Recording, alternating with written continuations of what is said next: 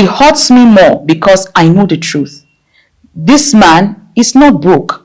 I see the sales in his shop. I see customers carrying big electronics and paying cash. He just doesn't want to release money for the family. He'd rather save or spend it on his business than make sure his wife and children are comfortable.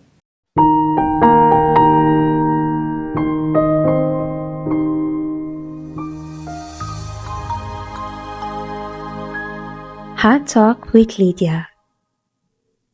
Welcome to another episode of Heart Talk with Lydia. My husband values money more than his family. Listen to this story. In my father's house, money was open. Everyone knew what my parents earned. My father's ATM card was always on top of the reading table in our living room.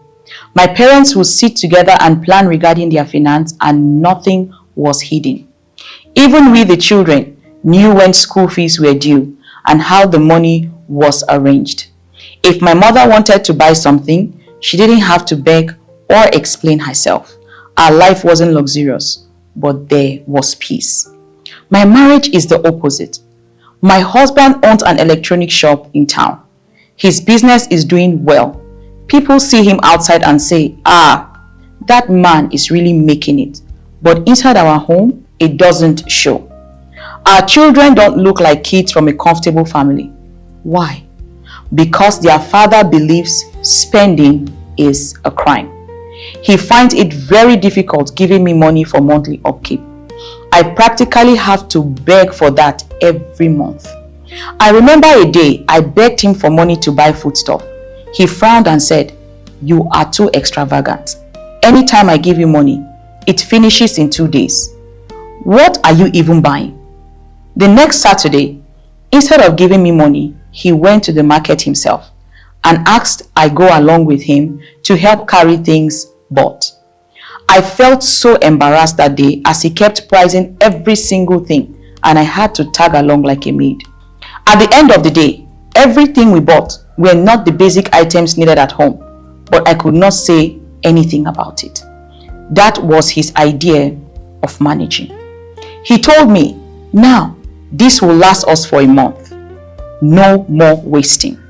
But I knew it wouldn't. So many things the children needed for school were not bought.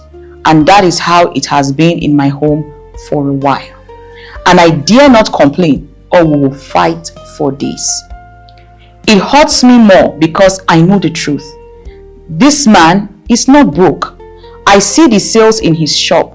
I see customers carrying big electronics and paying cash. He just doesn't want to release money for the family.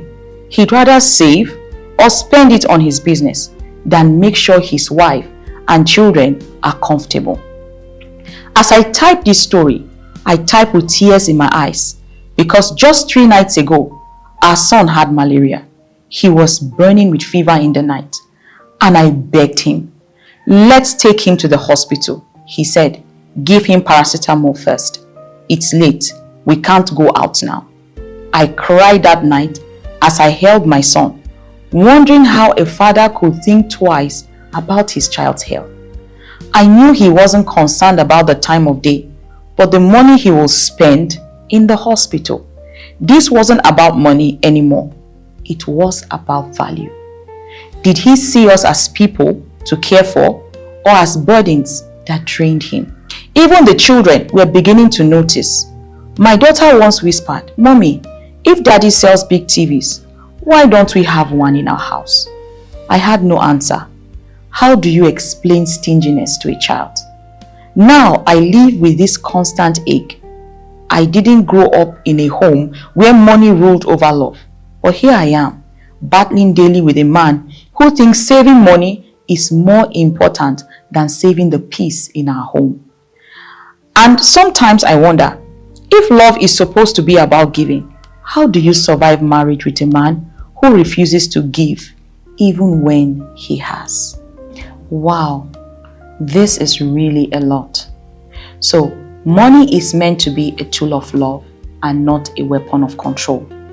So first of all, if you are not doing anything, you do not have a job or a business, I will advise that you try to get a job or acquire a skill that can assist you financially. Or if you find yourself in a situation where your husband may not allow you go out to work, you can also do remote jobs. There are a lot of people who stay at home, women who stay at home and work.